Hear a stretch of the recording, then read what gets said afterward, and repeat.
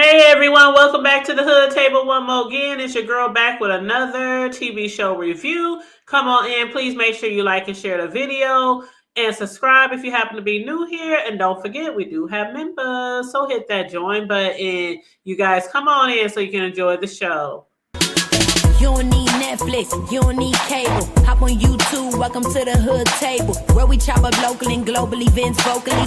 You don't really wanna miss out on these conversations. Just joke a little, laugh a little. Get that wine in your system, fill your glass a little. Expose current events, talk trash a little. You never know, these opinions might clash a little. They addicted to the content, got them binge watching. You don't like it, then you want invited. Bet your friends watching in the house and your job parking lot before you clocking. They don't wanna miss a second of this HT content. Everybody think they got something to say, so it's an open invitation, bring it to the table. But if you come whack, just know we ain't buying in. We gon' probably turn your back and tell you sorry, try again, Yeah, welcome to the Hood Table. You don't need Netflix, you don't need cable. Yeah, welcome to the Hood Table. You don't need Netflix, you don't need cable.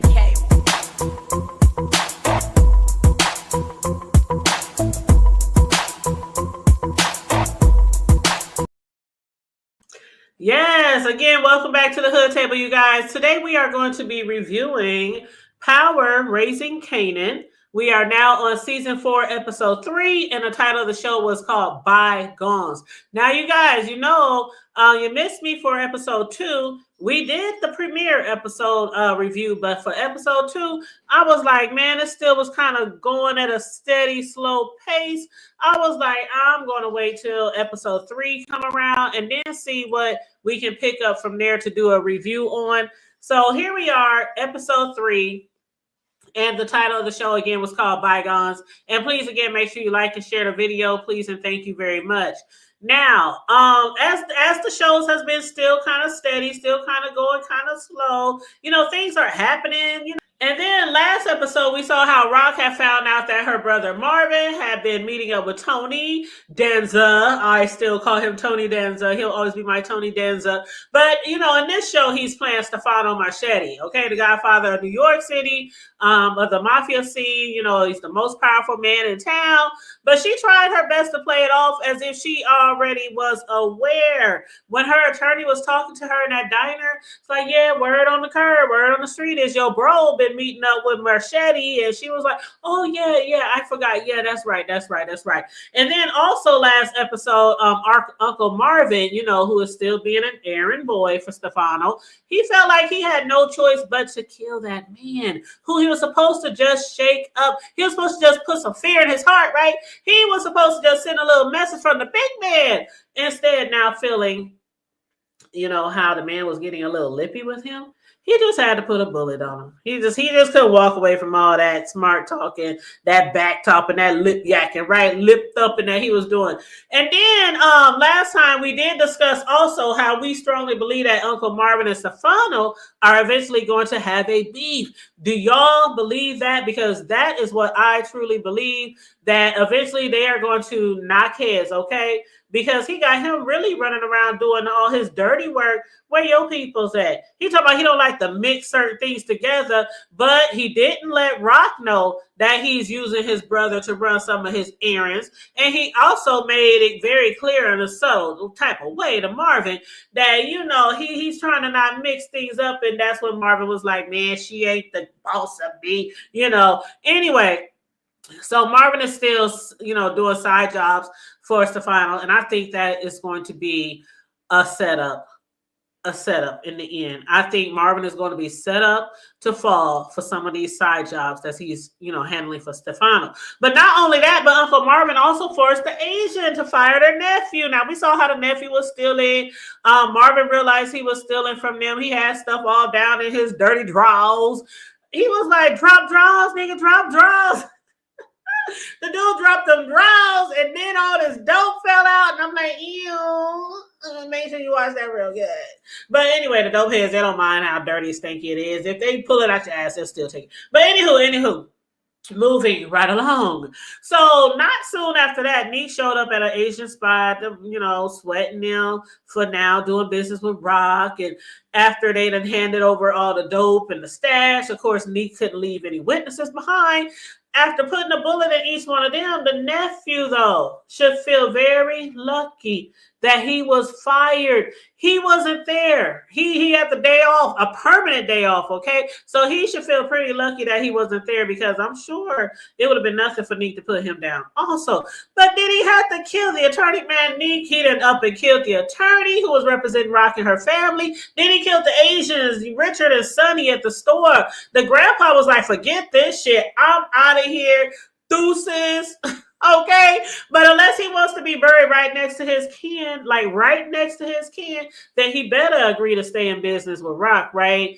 The crazy thing of that is that at that time, Rock still didn't have any idea who the shooter was, or that the shooter was in fact her own baby daddy. And of course, neither did Uncle Marvin, who busted up in the nephew's apartment, accusing him of gunning down his own aunt and uncle. Man, the nephew about pissed his pants. Like, this is the second time I had to run in with Marvin. We don't want these problems. I wasn't there. I was fired. I was permanently fired. I would never do that. I love my aunt and uncle. And it was then that he realized that the nephew wasn't behind the desk. And that Richard and Sonny's little girl is now left with no parents. So what did Uncle Marvin do? He has a soft spot, y'all. He does have a soft spot. He promised the nephew that he will handle whoever did this to his uncle. And he was so moved by knowing that the little girl might end up in foster care. He also paid her a visit at the school and then left her his phone number to call him if she ever needs anything. Why do I think she will end up calling him? I don't know why. It might not be this season, but I do have a feeling that Marvin is going to have something to do with that little girl. I don't know what it is. I ain't saying he's going to adopt her or anything like that, but I'm just saying. Anyway, so June, she didn't want AWOL from the army after realizing that if she couldn't be all that she can be in the army, then she don't want no parts. They did. She popped up her house. They had popped up at her dad's house trying to drag her butt back to the barracks. But that was until Juke let on that she was gay. I'm gay. I am a lesbian. Okay, I like girls. All right, I like the kitty cat. And she threatened to bring a lawyer into the situation. So that being said, they decided to grant her an entry-level separation. They didn't like that. They was like, you should be ashamed of yourself. You should just be ashamed. She was like, whatever. Anyway, see ya. And then after bouncing on Uncle Sam, she thought that she could just lay up and play house with old girl from college. But old college girl, she cool on that. Yeah, hooking up is good. You doing what you do down there is good. You know, going downtown, that's good.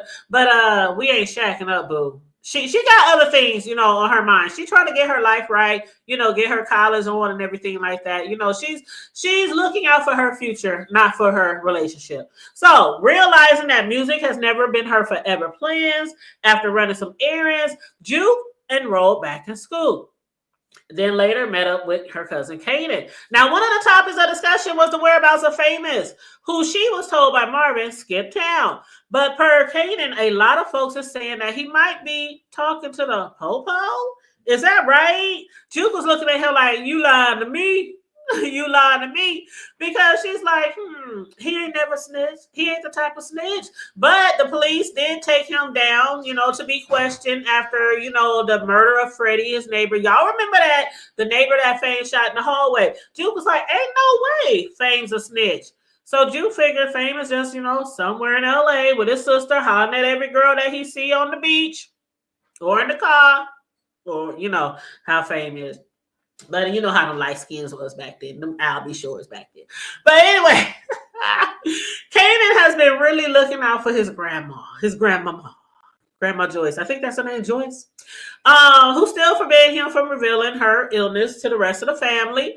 Not only does she not want them to know, but she has also refused to take any more of her medicine, knowing that the outcome is fatal whether she takes the meds or not.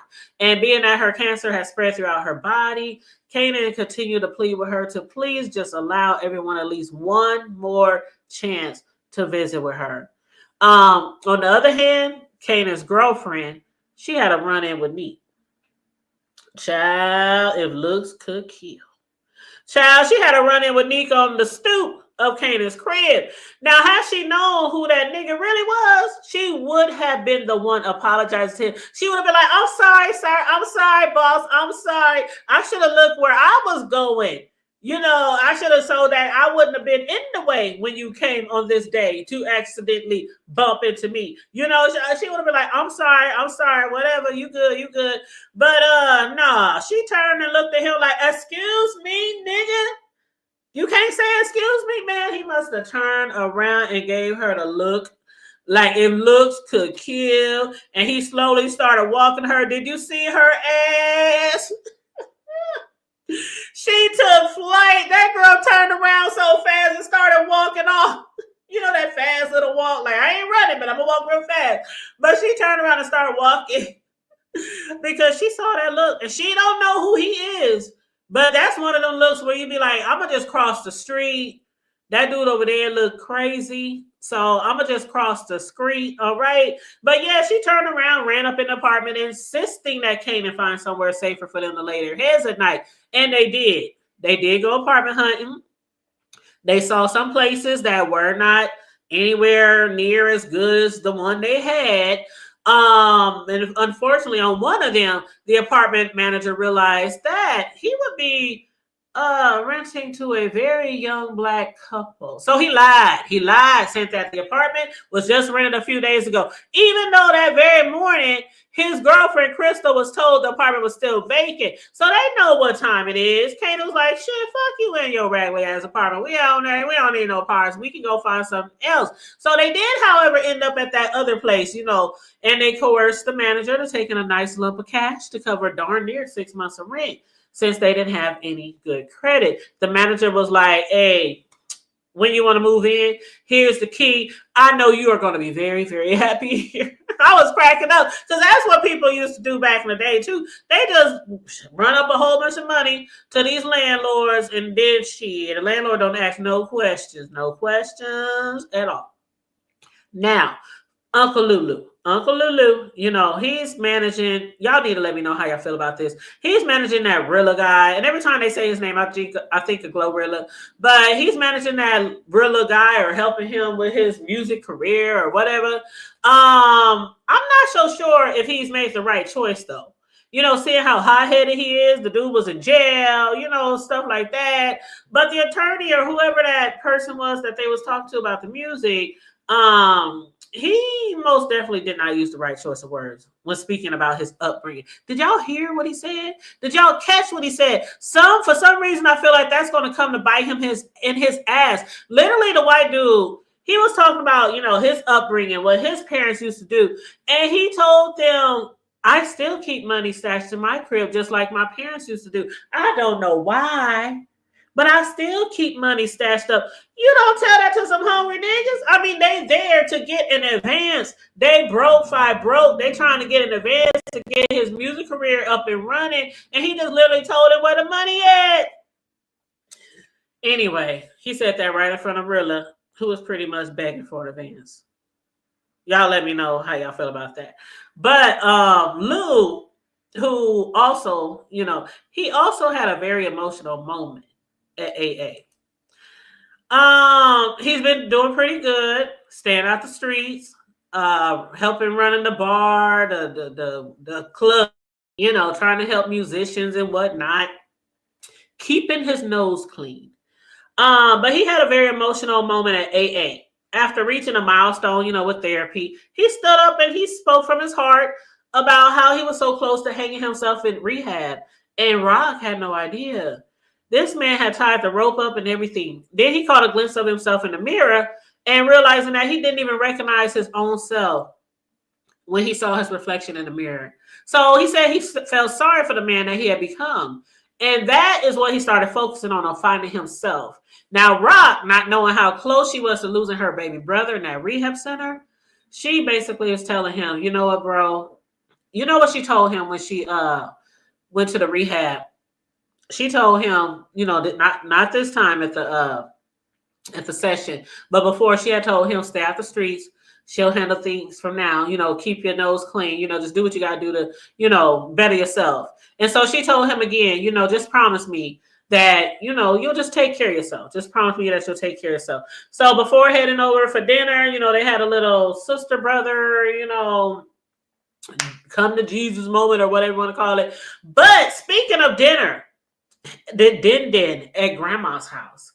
Before Kanan walked into Mama Joyce's house, Rock let on that she knew he hadn't been sitting in school. Remember, she had went to his house and Crystal was like, "Are you asking me or are you telling me to tell your son to hit you up about school?" She was being all smart. See, them ones. Them ones better got smacked down. Be like, son, you better get your girl. Gotta see me. When my sons was coming up, I'm like, if I don't like them, if I think something up with them, if I don't like the family that they from, I don't want no parts. So you better bring home the right one. And they did pretty much bring home the right one. And both of them been with their, current women for some years. So I think they did pretty good. But anyway, yeah, she would have got, see, she lucky. She lucky because Rock could have back man. Had her in the trunk somewhere. But anyway, she was being a little disrespectful. But she was kind of right, when it comes to I'm sorry, Kanan was kind of right when it came to Raquel, to his mom. Because she was sweating him about not going to school. And he was like, "What the fuck you think I was gonna do, ma?" And no, I can't get the accent right, but the dialect right. But he was basically like, "What the fuck you think I was doing? You to raise me around street niggas, around drugs, around gangs, around murderers, and this, that, and the third. And then you tell me to go to college when you ain't even went to college." And I mean, obviously Rock didn't like what he was saying to her, especially when, he said what he said. "Sometimes, Ma, I think you really crazy." He knows she crazy, but he meant like really crazy. Like, do you hear yourself talking crazy? Do you hear how yourself sound crazy? Like, you can't raise somebody. You know how they say you can't turn a hoe into a housewife? I'll just leave that right there. It's kind of hard to raise a kid in that type of thug life, gangster life, hood life, drug life, and then just be like, "Go to college, be great." You know what I'm saying? Especially when he see all that money, and he had his moment out there in the streets making money too. So yeah, all she could say was, "Yeah, sometimes I think I'm crazy too." And again, she is. But anyway, as far as dinner, back to Grandma Joyce. Dinner was going semi-okay up until Rock questioned her mother. "Why are we here?" Now that ain't that sad. You go to visit your parent and you like, "Why am I here?" Because she ain't never invited y'all over for dinner. And if they have, it was a long time ago. They don't even mess with her like that. And that is something I would never want to be faced with. When it comes to my children and my grands, Mama Joyce, she put her kids through a lot of shit when they was growing up, when they was coming up. Then after they got older, she only wanted to be bothered with them if they were handing her over some money. Remember when we first met Mama Joyce? She was like, "Who gonna give me the money? Is it you? Is it Marvin? Is it Lou? Where's my money?" I was like, at first I thought she was a damn bill collector or a drug dealer or a kingpin or something. "Where's my money?" That's her kids. That's her kids. I mean, I hate to ever be in that situation with my kids or grandkids. The way we are, shoot, hey, you can come here whenever you want. We talk to each other almost every day. We say "I love you" to each other at least 2-3 times a day. Even the one that don't live here, he won't get off the phone until he say, "Love you, Mom. Talk to you later." So, anyway, anywho. But other than that, Mama Joyce, she pretty much kept a nice distance from them. So for them to be summoned to a family dinner over pot roast and have to learn that their mother doesn't have that much longer to live because of the cancer. Again, if I ever have to have an illness like that to deal with, I pray my family and I are on great terms as we are now. But y'all let me know what y'all think about any of those situations, any of those scenarios that I summed up in this review.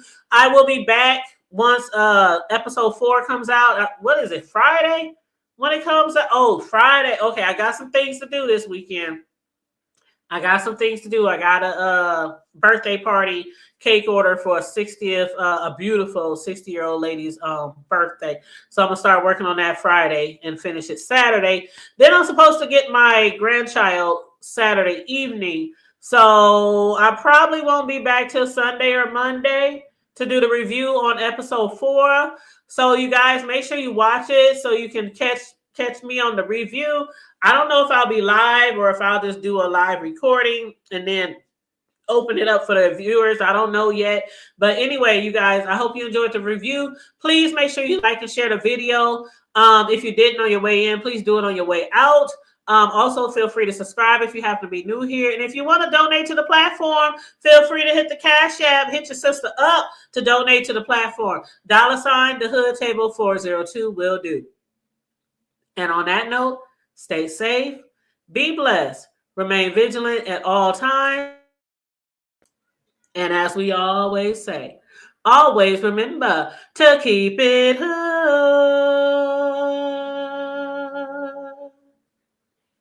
I'm out. Bye.